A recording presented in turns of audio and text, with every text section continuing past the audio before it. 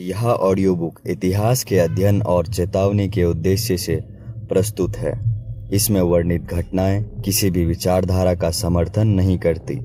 यह सामग्री यह समझने के लिए है कि तानाशाही कैसे जन्म लेती है, ताकि वह दोबारा ना दोहराई जाए। आइए शुरू करते हैं। हिटलर का प्रारंभ किसी असाधारण प्रतिभा का संकेत नहीं देता। वह ऐसा व्यक्ति था जो खुद को बड़ा मानता था, लेकिन दुनिया उसे स्वीकार नहीं करती थी। बार बार की असफलताएं उसके भीतर हीनता और क्रोध भरती रहीं। जब कोई व्यक्ति अपने सपनों से बड़ा अपना अहंकार पाल ले तो असफलता उसे तोड़ती नहीं, कठोर बना देती है। ऑथर बताते हैं, यहीं से हिटलर की मानसिक संरचना बनती है। हिटलर को एक पहचान चाहिए थी। वह पहचान ना कलाकार बनकर मिली, ना कर्मचारी बनकर। उसे मिली एक विचारधारा की आड़ में।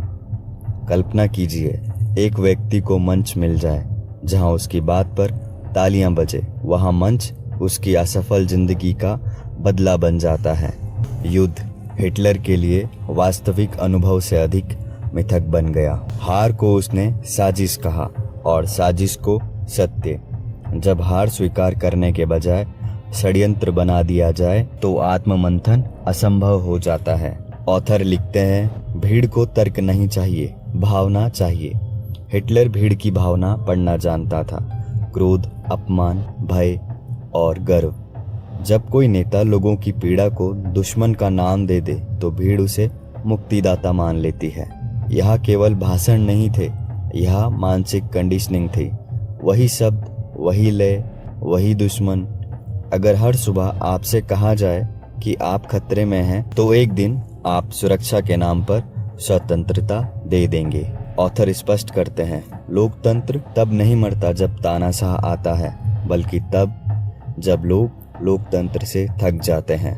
लोग कहते हैं कानून बहुत धीमा है, फिर कोई कहता है मैं इसे तेज कर दूंगा। यहीं से अधिकार समर्पित होते हैं। हिटलर हर अपराध का आदेश नहीं देता था, लोग खुद निर्णय लेते थे, यह सोचकर कि नेता यही चाहेगा। जब कर्मचारी बॉस की सोच अनुमान से पूरा करने लगे तो नैतिकता गायब हो जाती है। हिंसा व्यक्तिगत नहीं रही, वह प्रशासन बन गई। फाइलें, हस्ताक्षर, मोहरे सब अपराध का हिस्सा बने। जब हत्या आदेश नहीं प्रक्रिया बन जाए तो अपराध अदृश्य हो जाता है। जैसे जैसे युद्ध बढ़ा, हिटलर वास्तविकता से कटता गया। आलोचना विश्वासघात बनी और कल्पना रणनीति।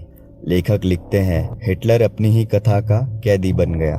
पतन एक क्षण नहीं, एक प्रक्रिया है। जब सत्ता सच्चाई से दूर हो जाए तो अंत अनिवार्य होता है। शीशे के कमरे में बैठा व्यक्ति दुनिया नहीं देख पाता, सिर्फ अपना प्रतिबिंब देखता है।